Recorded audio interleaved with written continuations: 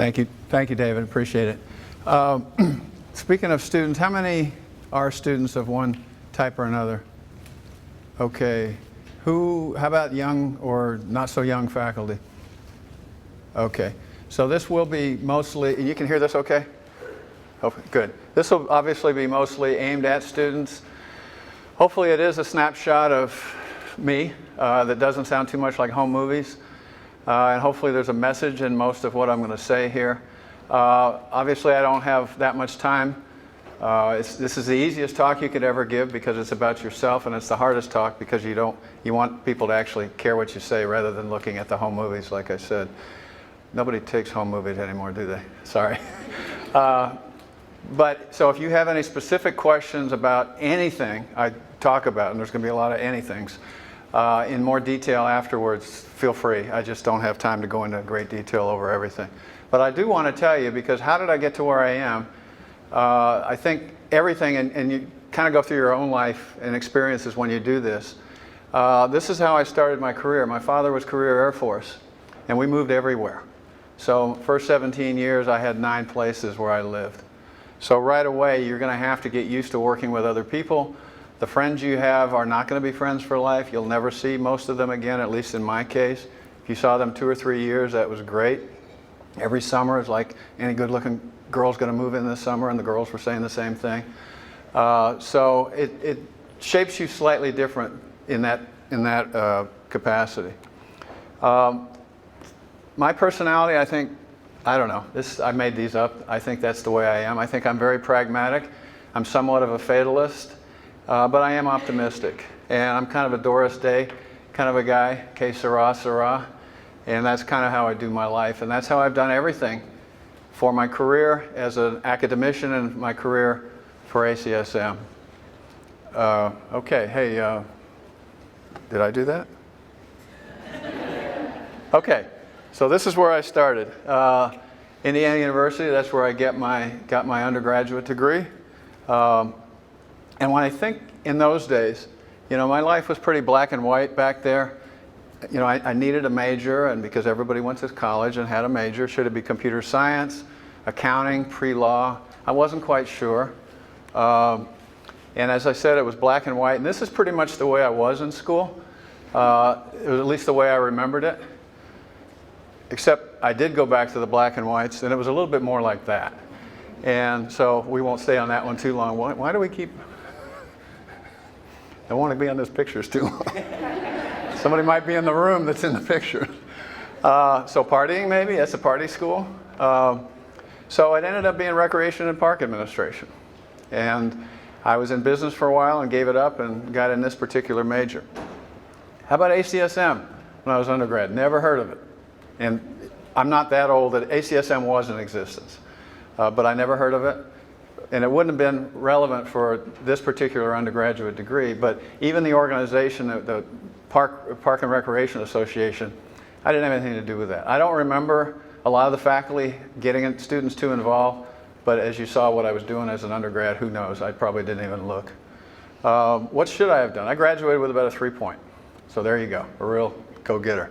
Well, these 3 young women here, the one on the left just finished her occupational therapy degree, the one in the middle just finished her physical therapy degree, and the one on the right is an almost doctor.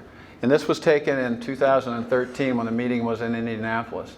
And they spent most of their days in our labs, coming to our meetings, getting involved with every research project that they did, which makes it incredibly easy to write letters for them. You have students that come up and want a letter, hey, I got a 4-point in your class. Well, that's great. Susie got a 4-point in my class. Call me if you have any questions, if that's all I know about Susie. But I knew everything about these 3 and many, many others like them. I just happened to have this picture. And I don't know that my letter had anything to do with them getting into where they went, but they went to some pretty prestigious places.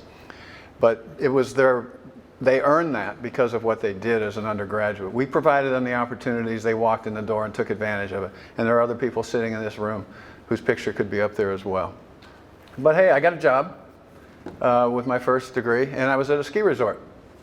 And that makes sense, right? In a ski area, if I was in Recreation and Park Administration. I handled all the money in the ski lodge in the winter, and in the summer I was in charge of the pool and tennis area. Had a tan by the end of March. Life was good.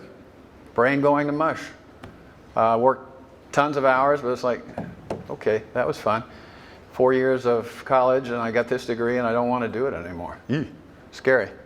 But it was in the same community where there was a university, James Madison University. When I started, it was called Madison College. It had only been co-ed for about 4 years before I started to go there. It was a teacher's college for women, basically, back then. The department was Health and Physical Education, I believe was the name of it. I got my master's from there. We graduated in front of that building. Volunteered for everything. I was motivated now. Ran a faculty fitness program. I just came in every morning at 6 o'clock and did it. I was the obnoxious student sitting in the front. Finally, I cared about something. And the undergrads, the real undergrads, were wondering who this old guy is who's about 24 or whatever it was. Learned about women's sports. This was a big women's sports hotbed, and I learned a lot about it because some of the best coaches in the country were there, which is why I'm such a women's sports fan now. Hey, I wrote a thesis. So all right, I'm on my way, doing the research, getting involved. The problem is that very few people wrote master's theses there, and there was, at this particular point in time, I don't think I would be speaking out of turn if I said there wasn't a lot of research going on there, like almost zero, at least research that got anywhere. But that wasn't the job of the school at that particular point in time. But why did I get so interested? You all have your reasons for why you got interested in what you're doing, and I'm sure you all have great stories. I read this book, and I thought, well, that's kind of a cool book. Aerobics, Ken Cooper, points and getting fit and all that. Well, that's kind of neat. Paperback, it probably cost 49 cents. And I was also in martial arts, working on a black belt in Taekwondo, and Bruce Lee was my idol when he was still around, not Bruce Lee Jr., his father. And that's when I started, and I wanted to know, well, how I can blend these two, and gosh, you think you could study about this and make a living doing it? That's why I got involved. And you all have your own story that drives you. So there you are. That's the only graduation picture of any sort you'll ever see of me. I blew off my other two. My undergrad, I was water skiing, and my PhD, my parents said, you really want us to come over there for that? Well, why don't you just come here? So I did. So that's the only one you'll ever see. I had tennis clothes on underneath there. I was in a tennis tournament, and I came up the hill and graduated and went back down and finished the doubles match and then moved the next day. It was kind of strange. And the reason I went there was my advisor, who you're going to see a picture of in a second, and I didn't even see her at the thing. So that's okay. Everybody's different. No presentations, no publications. So here I have a master's. So keep score where you are and where I am, and I'm way down there. And it's going to take a while before I get anywhere. So I didn't have the greatest start. It was great for my master's, but if I had problems with it, it was my own problems, right? It's my own fault. American College of Sports Medicine, yes. My advisor paid for my first year. And I think she saw in me that I was going to be interested in this organization. And I owe her quite a bit. So went back to Indiana. I remember I had fun there the first time, so why not try it again? Second tour. This was my advisor, Jim Wilkerson. He was a hippie from Santa Barbara, California, actually from South Texas, but then ended up in Santa Barbara, California. This is the portable analyzer they used to have. He's riding on the back of the truck there, and they collected it in the big Douglas bags, and then they would analyze. They had a van that followed them around, and they'd analyze it every few miles. So that's the kind of research he was involved with. Great guy. Problem was he wanted a Nobel Prize and a suntan at the same time. It was hard to get both. So I went into Indiana. I didn't have science background to speak of. I didn't need to take that much science. Certainly for my undergrad I didn't. Did business courses. And master's student, not much. He was incredibly overworked. He was the only exercise physiologist there. Crummy lab. We didn't have a sink in our lab. Used to have to go out into the restroom across the hall and wash blood out of test tubes. It was pretty gross. It was not a good situation. So I didn't have the science background. We didn't have a lot of experiments going on other than from the upper students. Grad students were in a scramble mode. They all were vying for his attention. It's like 10 mouths to feed kind of a thing. And if you were the upper student, you were trying to get your butt out of there. And the younger ones, there was no mentoring at all. It was very competitive and not a real friendly environment to be in. But I, kind of stuck it out. Did I gain research experience? Well, yeah, in a way. I was a subject in about every study we did except for the menstrual cycle ones, and I was control subject in some of those. But here's a picture of me running a marathon. I had a catheter in my arm, and they took blood every 3 miles. You can see I ran out of ATP there in that one on the right. So yeah, I was in this study. You see my name on that paper? No, other than the subject who finished this in 191 minutes, that was me. So sure, we were in a lot of studies, but I didn't present anywhere. I didn't get my name on anything. That's just the way it was in that particular lab. Nothing. So here I am in my PhD. I'm really, I'm impressing you so far, aren't I? But, it's Indiana, so I had fun. I was in a movie. You can see me there on the Oscar-winning movie. Is this on? Somewhere there. That's me. And then, of course, still Rico Suave at the bars and stuff. At least it's in color now. Dissertation. Yes, I did a dissertation. And then, I talked to students, and dissertation is incredibly stressful. And, it's one of the most difficult times of your lives, and I understand that. No, mine wasn't. Hardly at all. It's like, what? How is that? Well, I had this little problem right before the dissertation that I'll just say a person that I thought I was going to spend the rest of my life with, it didn't work out. So that was me. That was later. That's a place in St. Louis. But things didn't go right. Right when I was doing my dissertation data collection, my whole world blew up, and it was very, very difficult. So that's going to happen to you once in a while. Things are going to happen. You're going to have your support system, whatever it is, whoever it is. That was my support system. It was, it was a priest I found wandering around the parking lot of the campus church, and I finished. So between him and my advisor, who picked me up every morning at 6 a.m. to go in and do my studies, we survived. So it's going to happen. It's going to hit you. Something's going to happen sometime during your career. You got to have the people around there. So please, I know you have your support systems. Don't take them for granted. And everybody's in it together there. So what did I learn? Come in with a better background if possible, right? Be one of these master's students that gets involved, that's sitting here in this room here. As much as I love my advisor, he didn't have time for me until the end, right? Until the last year. It wasn't his fault. It was just the way it was. He didn't get me involved in things. And I really tried this time. It wasn't like when I was an undergrad having fun. I tried, and I did what I could. But he didn't have enough time for everybody. Present and publish wherever you can. Local things, university things, whatever. Get the experience. Give as many talks as you can. The one thing I will say about my advisor is whenever we'd come to ACSM, and I'll get to that slide in a second, and I'll just be there for your students. And that's a given. I attended 1 regional meeting, yay. Attended 3 annual meetings. I will say that about him. If I was ever with him at a meeting, I didn't follow him around, and he wasn't a helicopter guy, and hopefully I'm not helicopter, but if I was around him, he made a point of introducing me to whoever. And there's a lot of whoever's that I met way back when that remembered me, just like I remember whoever's when I meet them. So if there's somebody you want to meet, don't be shy. Either introduce yourself to them yourself or have your advisor do it. That's part of the job, I think.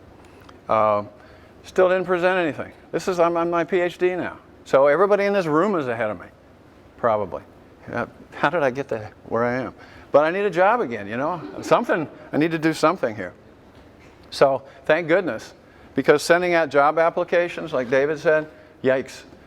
I had a stack of rejection letters this thick. Of course I did. I didn't do anything. There was no evidence that I could accomplish anything at that time.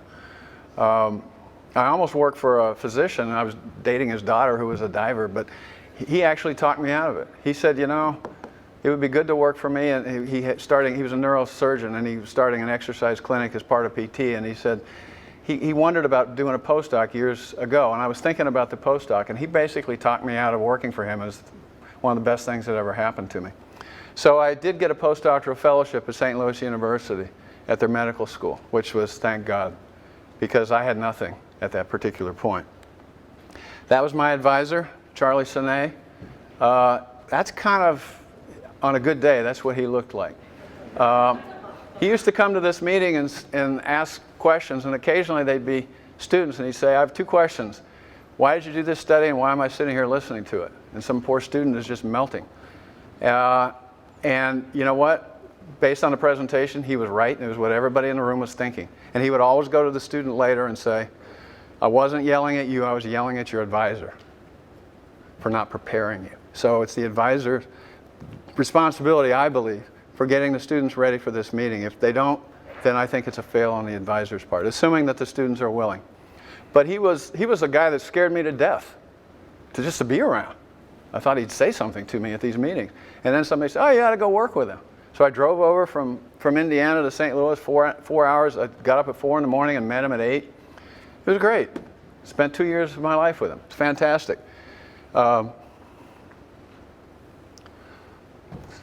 Sorry. He finally became a member, and I was one of his sponsors, so that's kind of cool.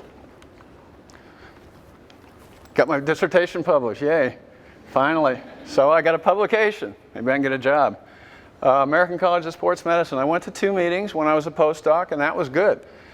Presented at both, got in a couple other publications here and there. Time to look for another job. So I had a friend at Indiana who used to shoot pool. Well, I used to work in the pool room, and he used to say, bloom where you're planted. He didn't make that up. That was made up in the 1500s. But he said it a lot. He was in the classics department. And his name's Tim Long. And the point is that it doesn't matter where you're going. It's your first job. Make good of it, even if it's not where you want to be forever, right?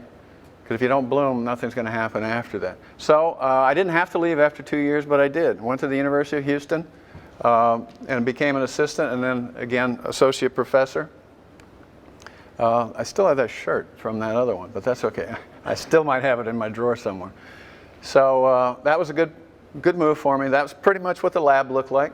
And I'm not exaggerating. That was it. I was not promised a rose garden. The startup package was right there. But I didn't ask for one. I just wanted a job. I wanted an opportunity. Finally, I was getting somewhere. My postdoc, I'm slow, I get there, but it took me a while. I met a couple people. Tony Jackson, if you've ever heard of the Jackson-Pollock skinfold equation, that's Tony. I don't know if you'll see him wandering around this meeting. If you do, tell him that Jim Pavarnik said to tell him hi. And he'll say, Pavarnik, what's he doing now?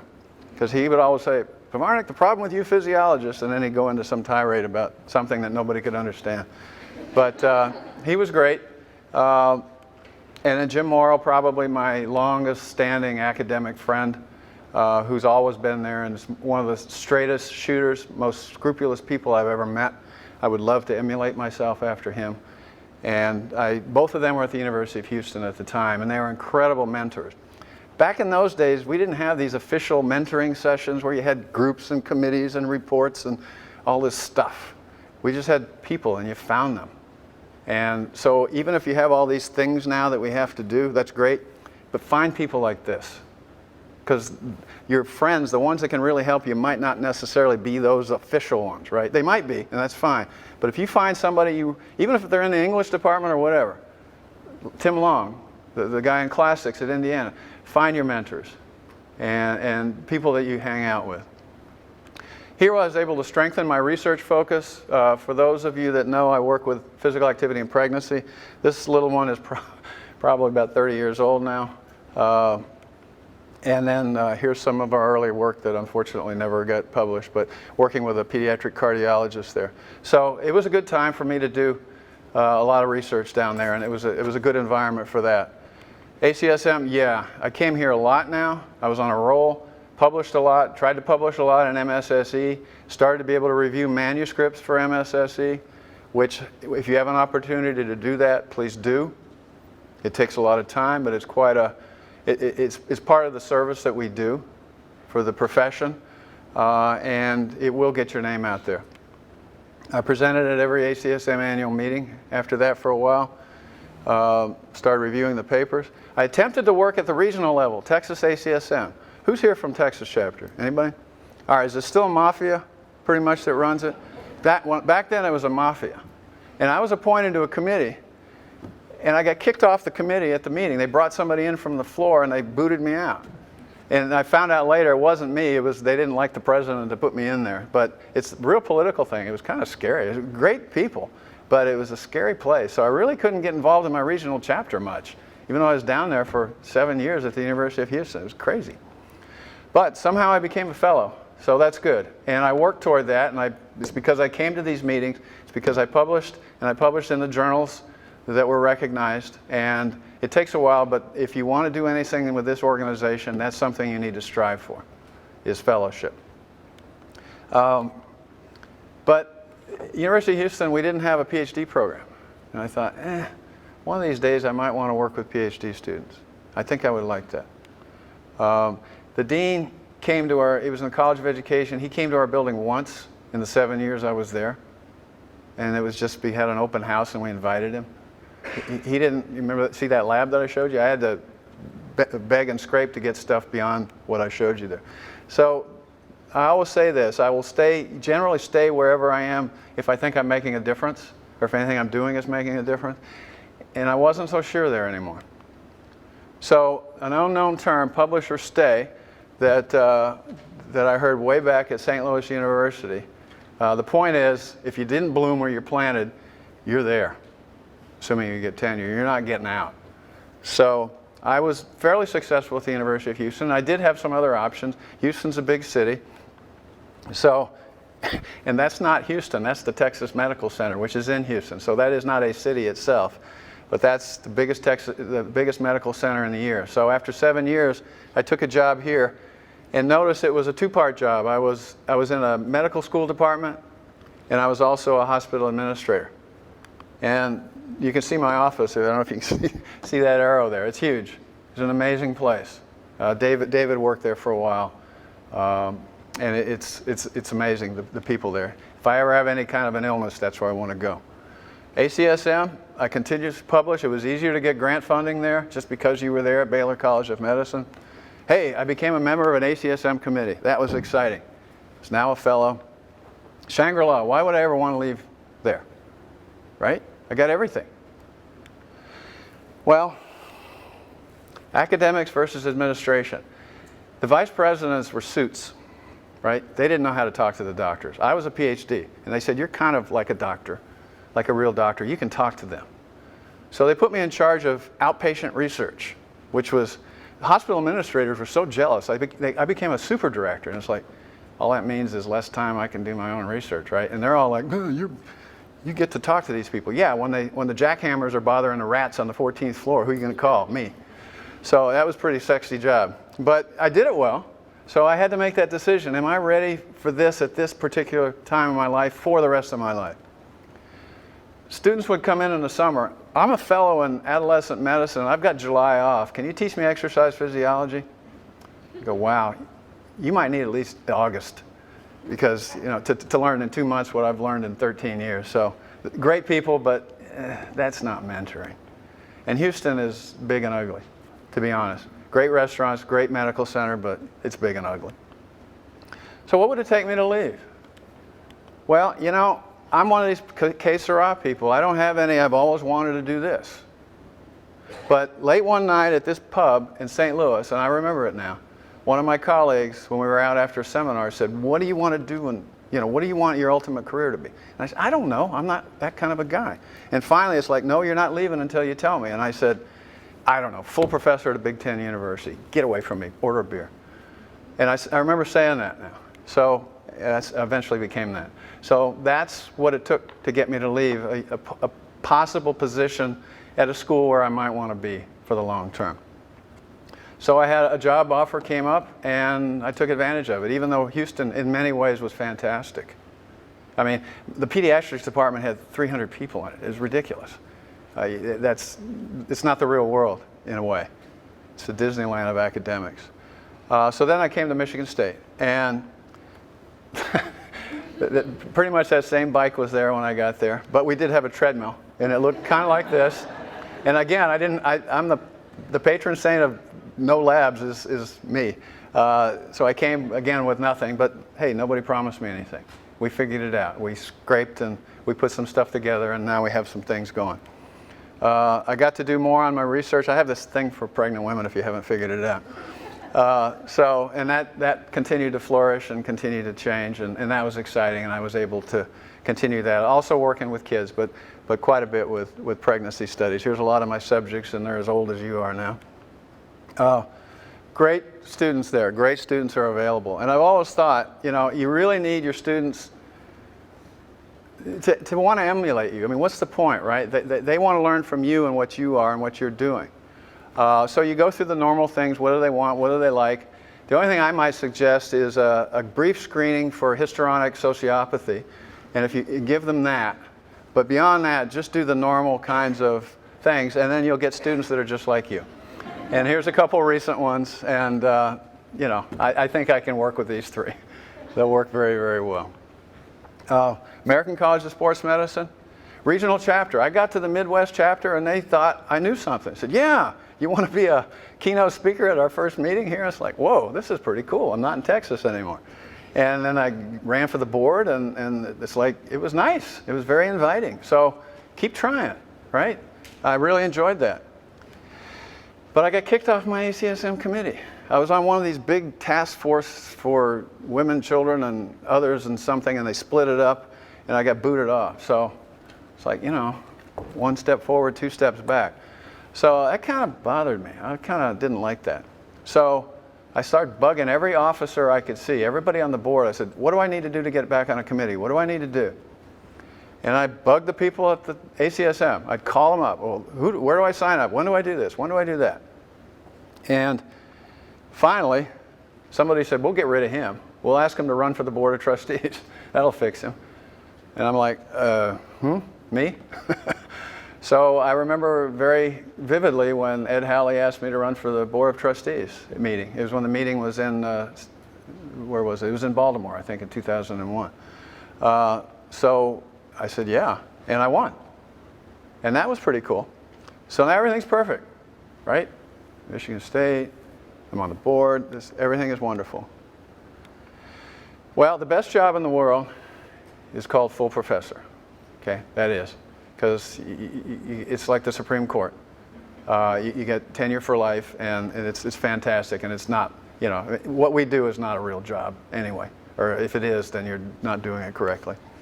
I became an associate editor for MSSC. All my years of reviewing, I got bumped up the food chain. Then I had to find all the reviewers. That wasn't as much of a blessing as I thought.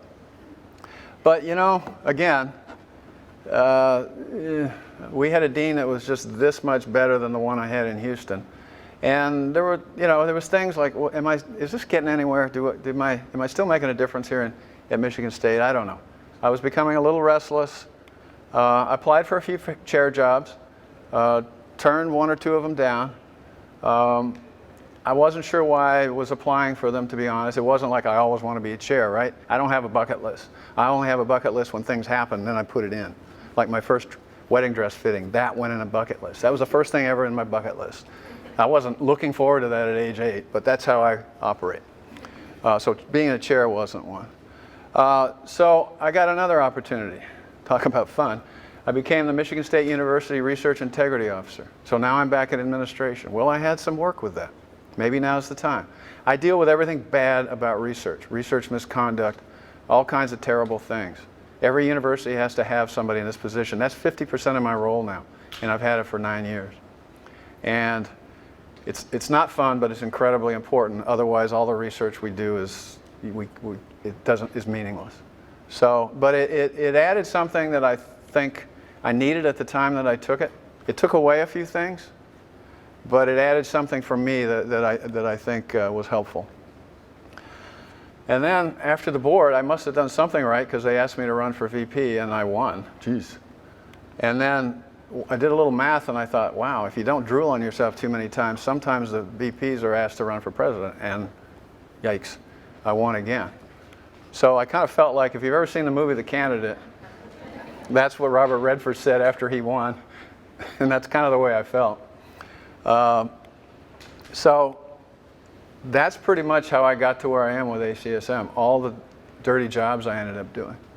I can think of two in particular. One, we had a very, very controversial position stand that we were trying to fight through. And it wasn't going well, and there were different camps, so I jumped right in the middle of that when I was a vice president, and that was ugly, but I got it done. And then there was a regional chapter that wasn't getting along very well, and there was all kinds of things about the election and everything, and I had these people on the phone, and I might have had second graders on the phone. It was about that bad, but I handled that. So that's kind of like my research integrity job. That's my MO, right? So that's the kind of stuff that I've tried to do with ACSM and at Michigan State, and it seems to work for me. Okay, not for everybody. So to be president, you know, was that pretty cool? Well, yeah, you gave a lot of talks. You got to wear bow ties and stuff. This was my great board of trustees at the time. You get to run one year you run a meeting, and then the next year you're president, and then the year after that, when you're past president, you run around and you say, wow, when I was president, this is the way we did it, like you know something. And that's kind of true. You don't figure anything out until about the time you get off of it. But it was an amazing experience. And incredibly flattering that I was even considered. Got to do a couple cool things. I ran the Olympic torch in Canada. That was outside my window when I was president of the hotel room, so that was kind of cool. I was just so tired I could hardly watch the game. I got to dance with the samba dancers in Brazil. Some of them were women, not all of them, even though they were all dressed like women. I found that out later. Don't know which ones, and I don't want to know which ones. I'm a pretty even, you know, equal opportunity guy. And then you get to jump rope with the little kids that know how to jump rope. So it's kind of fun. You get to meet some cool people. My boyhood idol in terms of the fastest miler in a high schooler. This guy won a Nobel Prize. That's kind of cool. He was a Secretary of Health and Human Services. I think he's at this meeting. I got to watch his medals and eat lunch with him. One day I kind of watched. If I eat lunch like you, maybe I'll run marathons like you. Maybe not. Surgeon General, and then some of my favorite people from way back when, Barbara Drinkwater, who actually was a postdoctoral. This place is incestuous. She was a postdoctoral fellow. No, she actually worked at the place where my advisor was the postdoc. So if anybody's related to me, somehow you're related to Barb, so that's cool. And my advisor and Russ Pate had the same advisor too. So we're all just one big incestuous family. If you go. And this was probably my proudest thing about the membership. Like David said, we got the student membership numbers up, and that's great. And the main thing now is to keep all of you who are students in the fold, and whatever it is we can do to do that. Life after ACSM, well, it's a little like this. It's like the Hotel California, pretty much. I'm now the ACSM Foundation president. So we're involved with raising money. We'll be hearing about a capital campaign, doing things like that. We're having a task force now for scientific integrity, which is another one of those dirty jobs that's incredibly important, and I'm in charge of that. So those are fun things. So you're always involved in something, and it's very flattering that somebody would even ask. So with all of this, obviously the people you work with are the most important. The parents who never pushed, we didn't have helicopters back in my day. I think I called my mother 4 times during my whole undergraduate career, and she didn't like to talk on the phone. Most people call their mother 4 times since I've been up here. This young woman here waited 20 years to marry me. Well, no, wait a minute, how did we do that? Yeah, I asked her 20 years after our first date. I don't like to rush into things. And she said yes, thank goodness. And here's our kids. Obviously, they're important. And the ACSM people are probably almost the most important. The ACSM staff, they're just, the joys of working with them over the years and still is just amazing. If you see them at this meeting, thank them for what they do because they're phenomenal. And then here's a few. You know, I think some of them are even in the room, some of ours. So I wanted to leave some time. You know, how long will I stay doing what I'm doing? Well, some of my students say, we're going to come in when you're 90 and find you laying dead at your computer at 6 in the morning like you always are. And they might be right. Who knows? But until then, there you go. So thank you. And if we have time for questions, I'd be glad to answer. Thanks.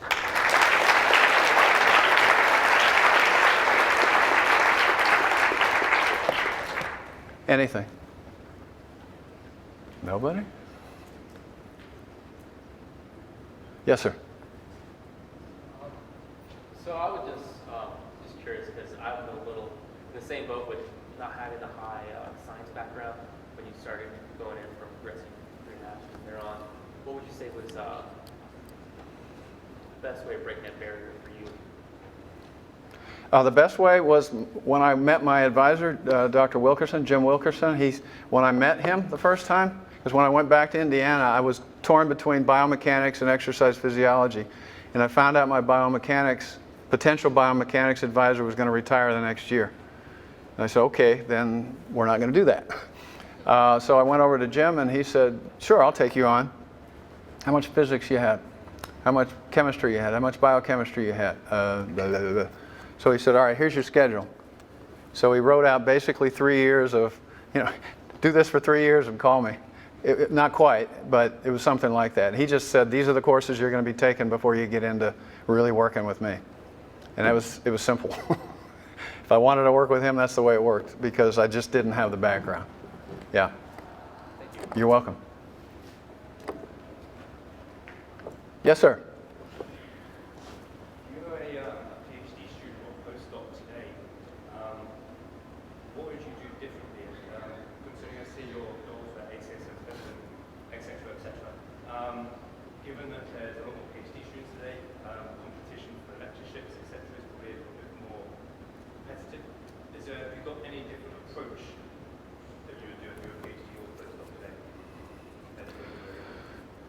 Well, certainly a PhD student, I would get the publications out without a doubt. I would be involved in everything I possibly could, any kind of project, collaborating with everybody I could in the lab, and being upfront about it. And hopefully you go to a place where it's sort of expected by the advisor, and it's more of a cooperative environment. I mean, it's not that I didn't like my colleagues at Indiana for a PhD, but it was incredibly competitive. You just didn't. Your time, there was a pecking order, and until you were the top student, you didn't get involved in anything, and it was just really unfortunate. So, is get involved from the get-go, certainly, and most of the students that I've ever worked with that have tried to get a postdoc, or that I've talked to that have tried to get a postdoc, get it. Those are competitive, but they're not as, I don't want to say they're not as competitive as students think, but I think that's a fair thing to say. And not everybody necessarily, I had absolutely positively, I would be back at the ski resort hopefully if I didn't do that, because I wouldn't have gotten anywhere. I had to do it. It kind of depends on what you want to do, and some of the people at the next talks are going to talk about that. Does everybody have to do a postdoc? No. And just because you do one doesn't necessarily mean you have to be at a Research One university as well. But if you think there's something lacking, if you think there's something you want to continue to pursue and this is the person to do it with for a couple of years, absolutely. I mean, they pay almost real money now. I mean, they do. They are real money. But it's kind of funny. In terms of percentages, I did the math in terms of the amount of what you make as a grad student, the number of times that increases for postdoc. The percentage-wise is the same as in my day. It's just the inflation's changed the numbers a little bit. Thank you. Other questions? No? Anything? Okay. Yes, there you go. Yeah. So you talk a lot about the mentors and the advisors you had in your life.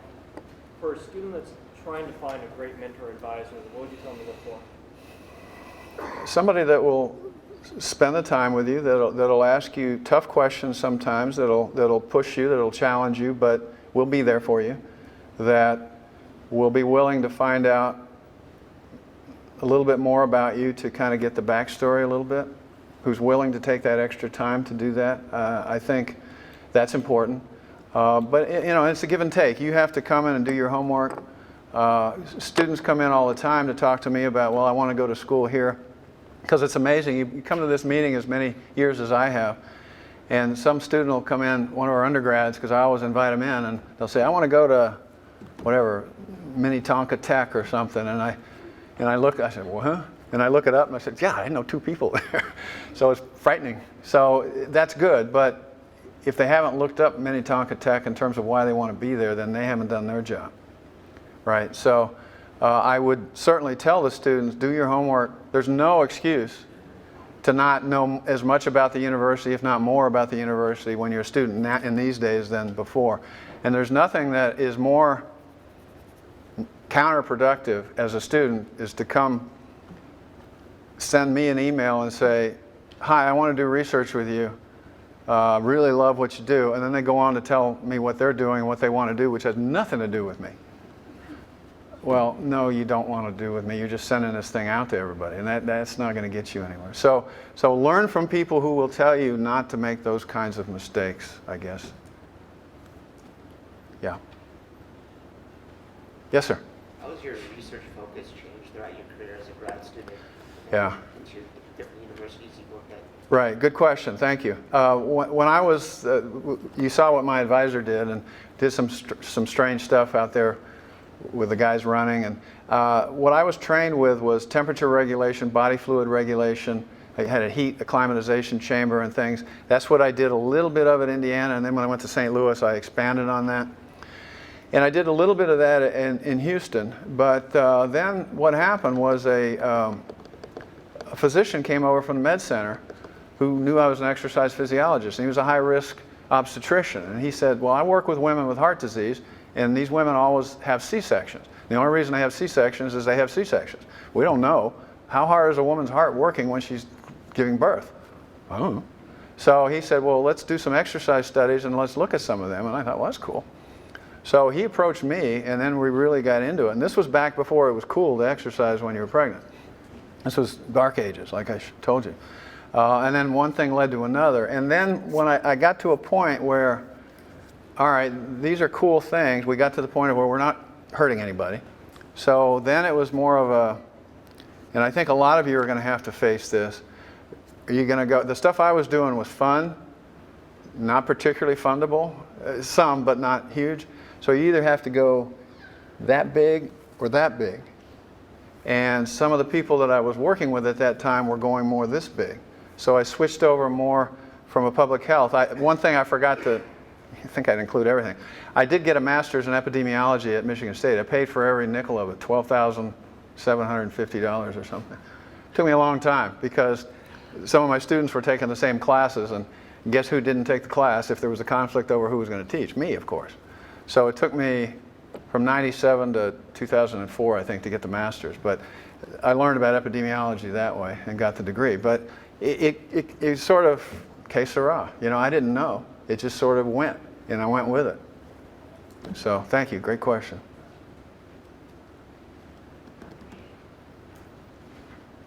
Other question? All right. Yes, sir.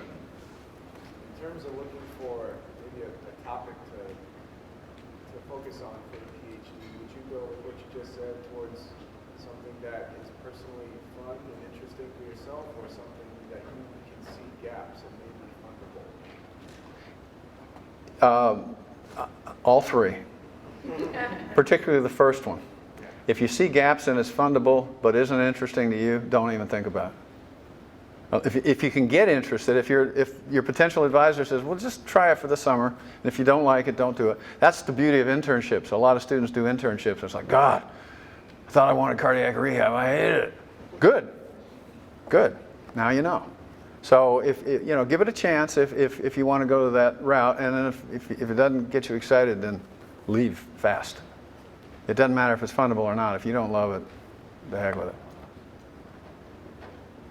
Yeah. I'm going to have time for one more, maybe. Okay. One more, anything. I had some real personal stuff out there. I thought somebody was going to hit me with something big. The wheels are turning with some MSU students, but they're afraid to ask. No? Did you like those black and white pictures? I was sure. We have a bar in Michigan State that kind of smells like those pictures looked.